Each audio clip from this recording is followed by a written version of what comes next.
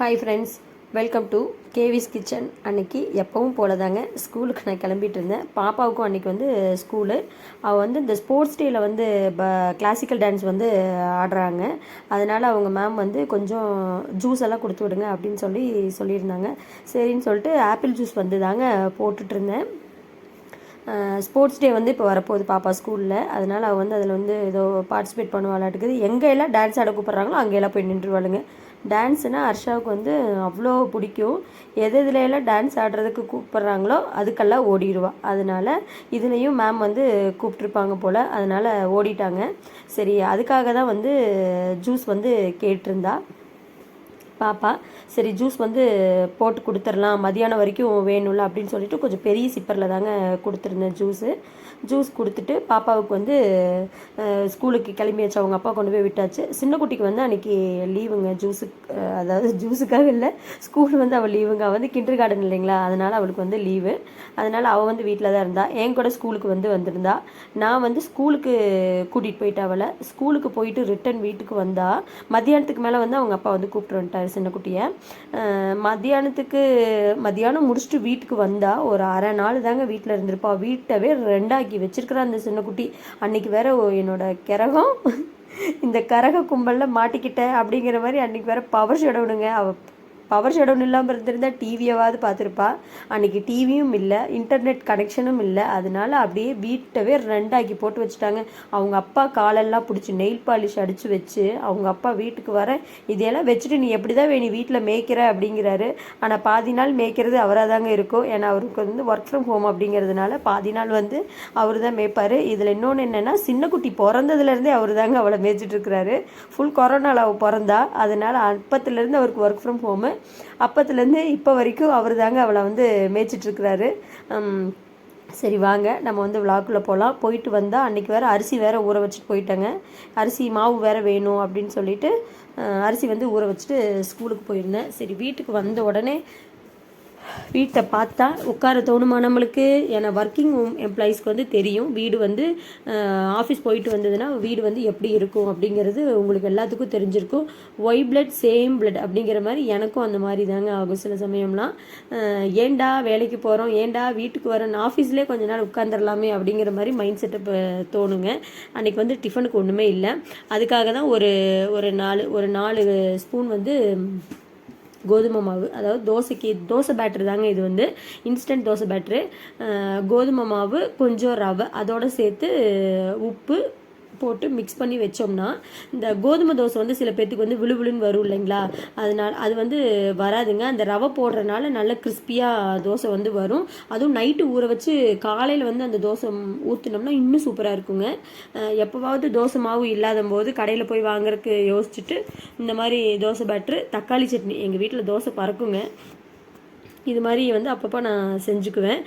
Side by side மாவும் ஆட்டிட்டு மாவுக்கு தோசை பேட்டரும் கலக்கி வச்சுட்டு, எனக்கு கிச்சனில் இருக்கும்போதே கிச்சனோட எல்லா வேலையும் செஞ்சுட்டோம்னா நம்மளுக்கு வந்து நிறைய டைம் வந்து மிச்சமாகுங்க. மாவாட்டும் போதே கிச்சன் வேலையெல்லாம் செஞ்சு வச்சிட்டோம்னா நம்மளுக்கு கொஞ்ச நேரம் ரிலாக்ஸாக கிடைக்கும் அப்படின்னு சொல்லிட்டு மாவும் ஆட்டிட்டு, அந்த மாவு ஆட்டுற கேப்பில் அந்த ஒரு வாரம் வந்து நான் அடித்து பிடிச்சி வச்சுருந்தேன். என் கிச்சன் வந்து அப்படியே ரொம்ப கிளம்ஸியாக இருந்துச்சுங்க. அதனால சரி அதெல்லாம் அப்படியே சைட் பை சைட் க்ளீன் பண்ணிடலாம். ஏன்னா அடுத்த நாள் வந்து சண்டே தானே, கொஞ்ச நாள் ரெஸ்ட் எடுத்துக்கலாம் அப்படின்னு சொல்லிட்டு கிச்சனும் அப்படியே அந்த ஷெல்ஃபு, அந்த டப்பா, கடுகு டப்பா, அந்த உளுந்து டப்பா எல்லாம் அங்கங்கே இருந்ததுங்க. அதெல்லாம் எடுத்து ஓர்சல் பண்ணி வச்சா தான் அடுத்த ஒரு வாரத்துக்கு நம்ம வண்டி ஓடும். இல்லைனா வீடு அப்படியே அரோகதியாக ஆயிருங்க. அதனால் எல்லாத்தையும் க்ளீன் பண்ணி வச்சுட்டு கீழே இருக்கிறது மேலே இருக்கும், மேலே இருக்கிறது கீழே இருக்கும், இப்படியே தாங்க இருக்கும். ஏன்னா ஒரு வாரம் எங்கே வைக்கிறோம் ஏது பண்ணுறோன்னே தெரியாது. அந்த அந்த சனிக்கிழமைங்கும் போது தான் கண்ணு தெரியும் கிச்சன் இப்படி இருக்கா அப்படின்னு. அதனால் அதெல்லாம் எடுத்து க்ளீன் பண்ணி வச்சுட்டு அந்த மேலே ஒரு எஃப்எம் இருக்குது பார்த்தீங்களா, கிச்சனுக்கு நான் வந்தேனாவே என்னோடய கை வந்து எஃப்எம்க்கு தாங்க போகும். ஏன்னா எஃப்எம் கேட்டுகிட்டே எஃப்எம்மும் இல்லை பென்ட்ரைவ் போட்டு வச்சுருக்கேன். நான் கொஞ்சம் பாட்டு அதில் லோட் பண்ணி வச்சுருக்கேன். அந்த எஃப்எம் பாட்டு கேட்டுகிட்டே வேலை செஞ்சோம்னா அப்படியே ரிலாக்ஸாக செஞ்சிடலாங்க. கிச்சனில் நிற்கிறதே எனக்கு தெரியாது. அதனாலேயே இந்த எஃப்எம் வந்து எங்கள் வீட்டில் நான் ஒரு தடவை ஒரு எஃப்எம் வாங்கிட்டு வந்து கொடுத்தாரு, அது டொம்முன்னு போயிடுச்சு. அப்போ 2வது தடவை எஃப்எம் வாங்கிட்டு வந்து கொடுத்தது, இது ரொம்ப நாள் நல்லா தாங்க இருக்குது. இந்த எஃப்எம் இல்லைன்னா கிச்சனுக்குள்ளே எனக்கு வரக்கு ஒரு மாதிரி இருக்கும். அதனால் வந்தோடனே எஃப்எம்ஐ போட்டுட்டு அப்படியே பாட்டெல்லாம் கேட்டுட்டு கிச்சன்லேருந்து சமைச்சு வெளியே ஓடி வந்துடுவேங்க. அதுவும் இல்லைன்னா பாகியலட்சுமி, பாண்டியன் ஸ்டோர்ஸ் இது ரெண்டும் தாங்க அந்த 1 hour என்னை வந்து காப்பாற்றும் காலையில் டைமில். காலையில் எந்திரிச்சு வந்த உடனே சுப்ரபாதம் மாதிரி பாண்டியன் ஸ்டோர்ஸும் பாகியலட்சுமியும் டிஸ்னி ஹாட்ஸ்டாரில் பார்த்தாதாங்க எனக்கு மனசே தீரும். காலையில் ஒரு டைம் வந்து அதில் வந்து ஓடிடும். இனி ஒன்று வந்து என்னென்னா, அந்த ஈவினிங் டைம் வந்து வேலை செஞ்சுட்டு எனக்கு எங்கள் வீட்டில் அவருக்கு வந்து ஒரு ஹாட்டான கைகலப்பு வேறு ஆகிட்டு இருந்ததுங்க. ஏதோ ஒன்று அவர் சொல்ல நான் சொல்ல ஆர்கியூமெண்ட் போயிட்டே இருந்தது. சரி அது வாக்கிலேயே சட்னியும் தாளிச்சிடலாம், மாவும் ஆடிட்டே தாங்க இருக்குது, மாவு ஆடிட்டே சட்னியும் தாளிச்சிடலாம் அப்படின்னு சொல்லிட்டு வெங்காயம், தக்காளி, கருவேப்புல் வந்து நிறையா நான் சேர்த்துக்குவேங்க. ஏன்னா பாப்பா வந்து 2 பேருமே வந்து கருவேப்புல் வந்து சாப்பிட மாட்டாங்க. எனக்கும் தலையில எல்லாம் ஒரே வெள்ளை முடியாயிடுச்சுங்க. அதனால் கருவேப்புல் வந்து எதுலையெல்லாம் நான் சேர்த்துக்கணுமோ அதுலெல்லாம் நிறைய வாரி வழங்கிடுவேங்க. கருவேப்புல்லும் பெருங்காய பொடி, இந்த பூண்டு, இது 3 மட்டும் நான் வாரி வழங்கிடுற ஆளுங்க. சைட் பை சைட் சட்னிக்கு வதக்கி வச்சிடலாம். ஏன்னா இந்த மாவு ஆட்டிக்கிட்டு இருக்கும்போது கிச்சனில் இந்த எல்லா வேலையும் செஞ்சிட்டோம்னா நம்மளுக்கு கொஞ்சம் ஃப்ரீ டைம் கிடைக்கும் இல்லைங்களா, ஒட்டுக்கா கிச்சன்லேருந்து வெளியே போயிடலாம் அப்படின்னு சொல்லிட்டு. டைம் எனக்கு அப்போல்லாம் ஆகலைங்க, 7 மணி தான் ஆச்சு. டிஃபனுக்கு லேட்லாம் ஆகவே இல்லை. இருந்தாலும் பரவாயில்ல, சரி ஒரே தான் ஒரு சில பண்ணி செஞ்சு வச்சுட்டு போயிடலாம் அப்படின்னு சொல்லிட்டு சட்னியும் வதக்கி சட்னிக்கு உப்பெல்லாம் போட்டு அரைச்சாச்சுங்க. அரைச்சிட்டு சைட் பை சைடு மாவும் வந்து ரெடி ஆயிடுச்சு. மாவெல்லாம் போட்டு நல்லா உப்பு போட்டு நல்லா மிக்ஸ் பண்ணி எடுத்து ஓரமாக வச்சாச்சுங்க. கிரைண்டரு எல்லாம் கழுகி திட்டு எல்லாம் நீட்டாக சுத்தம் பண்ணியும் வச்சாச்சுங்க. அப்புறம் சின்ன குட்டி இருந்துட்டு மா பசிக்குதுமா அப்படின்னு சொன்னால், சரி அவளுக்கும் தோசை ஊற்றிடலாமான்னு 8 ஆயிடுச்சு. நான் கிச்சனில் எத்தனை மணிக்கு தெரியுங்களா நான் கிச்சனுக்கு போனேன்?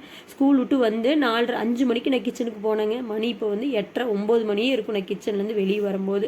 அத்தனை வேலை செஞ்சு வச்சுட்டு வந்தேன். இந்த வேலையெல்லாம் எவன் தான் கண்டுபிடிக்கிறானோ அப்படின்னு வரும்போது வரும் பாருங்க எனக்கு ஒரு கோபம். அதுக்கு எதுக்குடா நான் இந்த வேலையெல்லாம் செய்யணும் அப்படிங்கிற மாதிரி எனக்கு, எதுக்கு சமைக்கணும், எதுக்கு சாப்பிடணும் அப்படிங்கிற மாதிரி எனக்கு ஒரு மைண்ட் செட்டப் ஆயிருங்க. சட்னியும் ரெடி ஆயிடுச்சு. அந்த கோதுமை தோசை அதுவும் சூப்பராக ரெடி ஆயிடுச்சுங்க. பாப்பாங்க 2 பேர்த்துக்கும் தோசை போட்டு கொடுத்துட்டு நானும் தோசை ஒரு குளியலும் போட்டாச்சு. ஒரு குளியலும் போட்டுட்டு தோசையை சாப்பிட்டுட்டு ரகு தாத்தா படம் பார்த்துட்டு, அன்றைக்கி சாட்டர்டே நைட்டு மூவி நைட் இல்லைங்களா, அதனால ரகு தாத்தா படம் பார்த்துட்டு அந்த வீடியோ வந்து முடிஞ்சிருச்சுங்க. இந்த வீடியோ உங்களுக்கு பிடிச்சிருந்ததுன்னா லைக் பண்ணுங்கள், ஷேர் பண்ணுங்கள், கமெண்ட் பண்ணுங்கள்.